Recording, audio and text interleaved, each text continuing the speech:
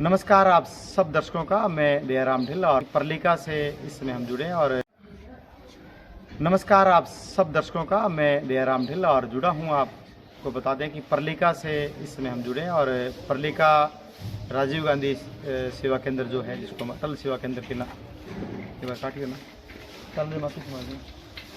भारत निर्माण राजीव गांधी सेवा केंद्र पर इसमें मौजूद हैं और ग्रामीण जो हैं वो दरअसल बैठे हुए हैं और रात से ही चर्चा खूब चली है कि किस तरह से जो किसान है वो धरने पे बैठ गए हैं, धरना क्यों लगाया है, क्या बात आखिरकार हो रही है, इस मिशन पे है। यहाँ के ग्रामीणों से हम बातचीत करते हैं जिन्होंने धरना दिया मांग है। क्यों बैठे हैं आप धरने पे?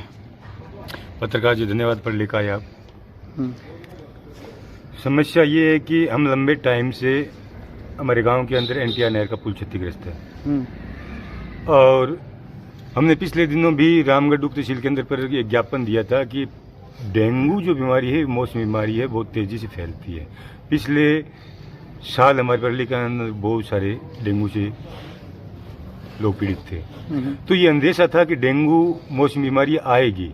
हमने 1 महीने पहले ज्ञापन दिया था कि डेंगू की रोकथाम के लिए यहाँ जरूरी फॉगिंग की जाए, स्प्रे की जाए ताकि मच्छरों पर कंट्रोल हो। तो गांव की सामूहिक समस्याओं के ज्ञापन हमने बार बार दिए हैं, मगर आकस्मिक जो धरना लगाने की बात जो आई वो ये आई थी सर कि कल अचानक से कोई कलेक्टर साहब के आदेशानुसार यहाँ रात्रि चौपाल के कोई कार्यक्रम चल रहे हैं गांव।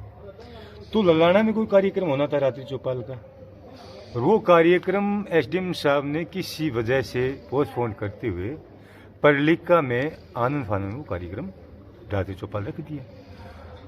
हमें पता नहीं, सरपंच प्रतिनिधि हमारे ब्रजलाल जी हैं, उन्होंने बताया कि मुझे 2 बजे सूचना मिली थी कि यहाँ पे रात्रि चौपाल का कार्यक्रम होने वाला है।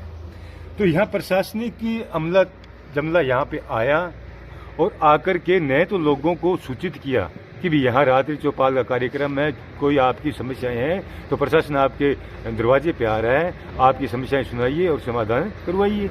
गांव की कोई समस्या है तो उसको बताइए प्रशासन को।